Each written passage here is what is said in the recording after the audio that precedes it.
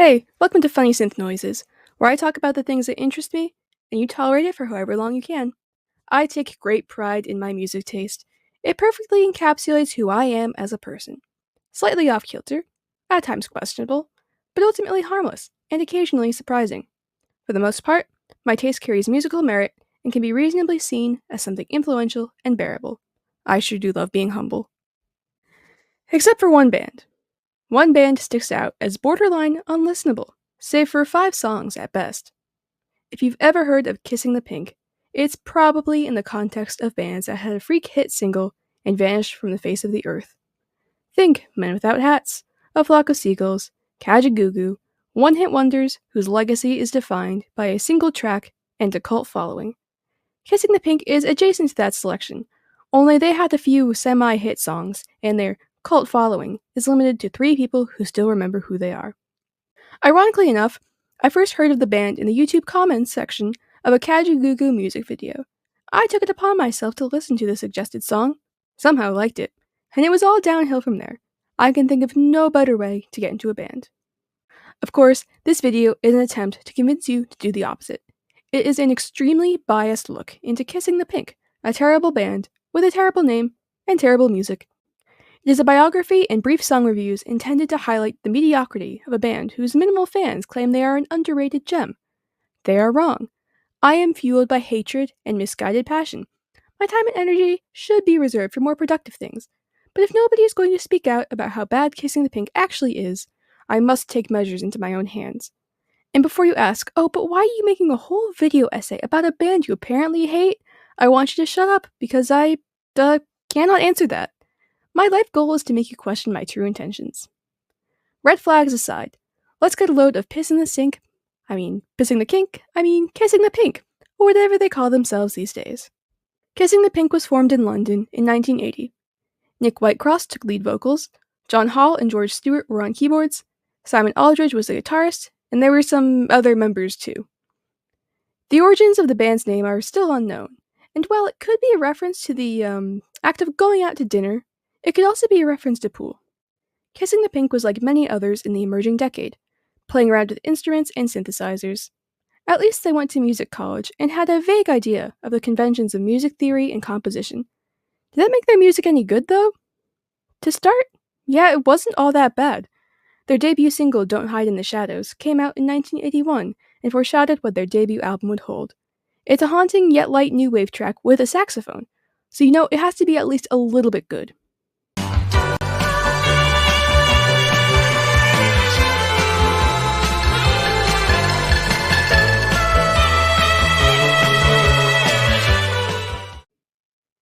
Naked, their first album, also came out in 1983. When you say the band's name along with it, you come dangerously close to what is probably an NC-17 video in the dark depths of the internet. This is a great move on their part. Naked did strip down new wave and revealed an amateur band who were just starting to get comfortable with themselves. Much to everyone's disappointment, one of the singles, The Last Film, was an anti-war song and not containing a raunchy theme the band, album, and song name suggested. Okay, I'm exaggerating there, but you all know there was some bummed out person who tossed their 7-inch into an attic after that letdown. The Last Film is unfortunately a good song, as much as I don't want to admit it. Not only is it a good new wave song, but it fits perfectly into my favorite niche genre of 80s Cold War paranoia. There's a penny whistle, pretty vocals on just one chorus, and a synth riff breakdown. Overall, it's one of those charming, kitschy new wave singles you can't help but enjoy. It was the first Kissing the Pink song I ever heard, and if I had opted to keep it the only one, I would have been in a much better place.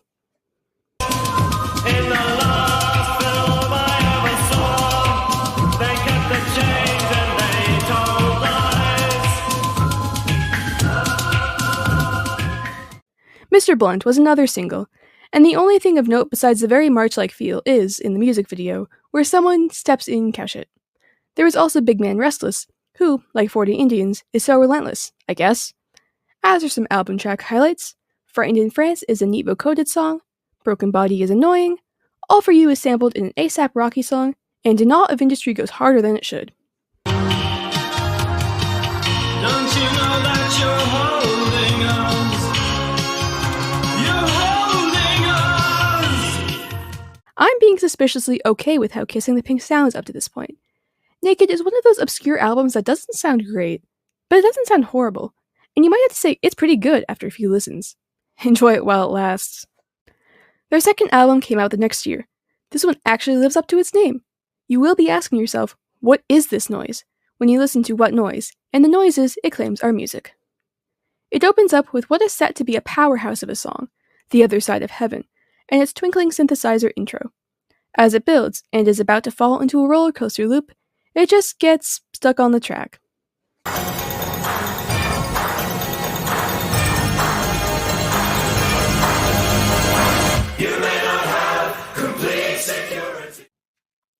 To be fair, the band had a lot of demos for The Other Side of Heaven in various styles, but apparently the transfer from live jams to a studio recording sterilized what could have been a great track. This kinda sets up one of the vibes for the whole album. Everything falls flat.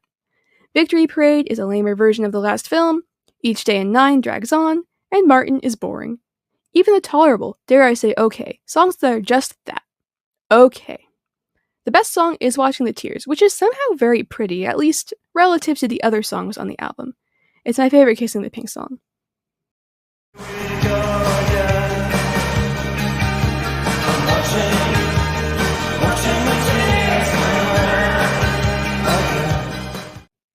The other vibe is nonsense. It's loud and it hurts. The instrumentals are noisy and the singing is barely singing. Radio On and Footsteps gives you a good hint as to what you're up for, being mostly normal but interjected with shouts. It's somewhat experimental, but that's not an excuse to have a bad song. And then we get to Love and Money.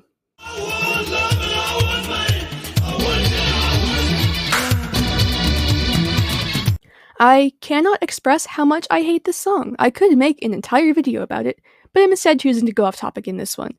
My loathing runs deep. The concept of a song satirizing capitalism and human greed in a deliberately tuneless way sounds wonderful and effective in sharing its message. You know what fails completely at doing so? Love and Money by Kissing the Pink. It begins with a drum sequence and shouting, pleading, shouting, a half-assed attempt at singing. He wants love and money. He wants it. We get the point. Shut up.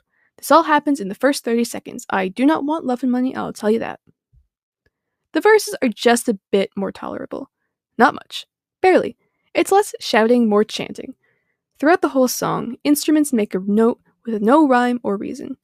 Vocals overlap and fight for dominance. The guitar goes in and out. It's harsh, directionless, and an attack on the senses. And then the bagpipe solo starts. Where is your heart?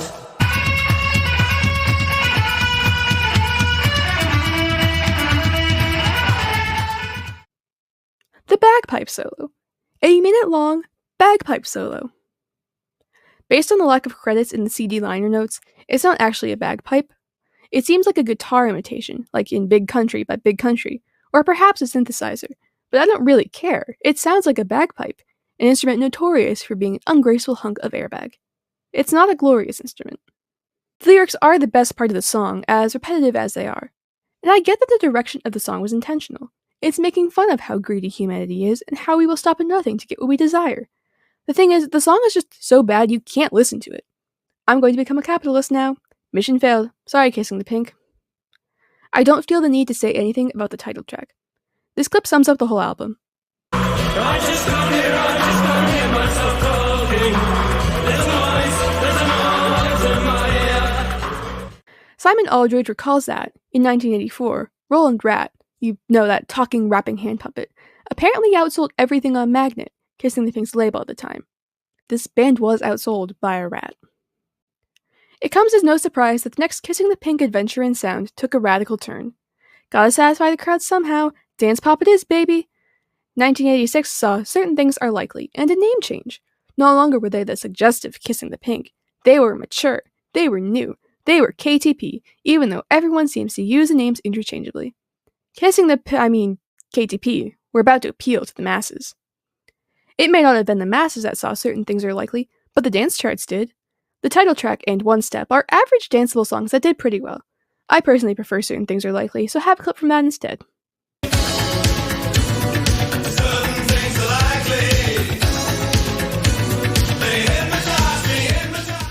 The rest of the album isn't too notable. when it isn't being physically painful like I Won't Wait, or playing more bagpipey stuff like Can You Hear Me, it's kinda just there. That isn't to say there's no token banger. The honor goes to Identity Card for being stupidly fun. Sunrise, sunset, somehow. Did I hear you say identity card? Continuing with the socially acceptable music trend, they had a single in 1988 before slipping away quietly. In 1989, their saxophonist Joe Wells was on a boat involved in the Marcianos disaster that killed 51 people. This is a legitimately sad piece of KTB trivia that honestly shouldn't be reduced to such. The saxophone inclusion in Naked really defines the sound of the album. Wells was deeply affected by the event, and suffered a breakdown that rendered her unable to play her instrument. I sincerely hope that wherever she is doing well. Sugarland was released in 1993.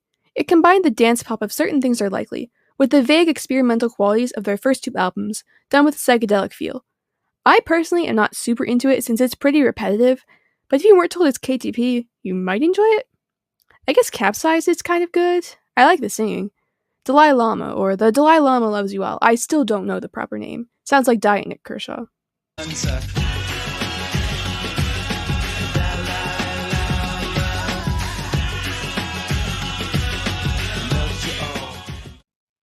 Yeah, I do not vibe with this album. It's good background music, and I was fine listening to it while I wrote the script, but it just drags, and I wouldn't be able to tolerate it on any other occasion. It almost makes me miss What Noise and its sinful sound. That's saying something. The next few decades were radio silence from Kissing the Pink. At least, work under the name. Nick, John, and George collaborated or produced or recorded a handful of music for other artists. I guess you have to make bank somehow. But wait, not all hope is lost. It actually is. Anyways, in the late 2000s and early 2010s, the band discussed making new music.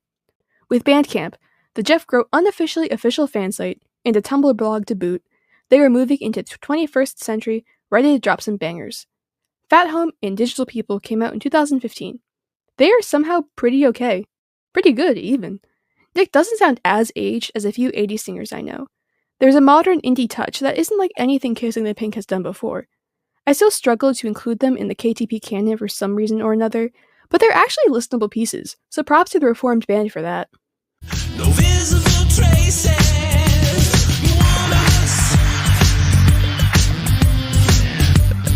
Digital people. You one of us. In August 2022, Wfest happened, and everyone's favorite forgotten 80s hit Kissing the Pink was there. On the same day as Orchestral Maneuvers in the Dark, my second favorite band, I had many emotions about the lineup announcement. Even though I couldn't walk to Belgium, the band's YouTube channel was generous enough to post a video of their show. I watched it. Maybe it was okay that I didn't make the hike to Europe.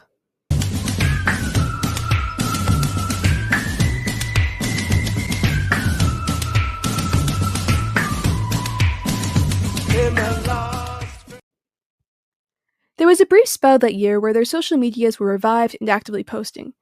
It was mentioned through Facebook that a new album would be released in January 2023 to coincide with Naked's 40th birthday. It's currently the summer of 2024. There is nothing. We got a box set a few months ago compiling the first 3 studio albums, alternative mixes, and some singles and B-sides not available on streaming. But that isn't a new Kissing the Pink album. The idea of live shows were teased, but unsurprisingly, nothing yet.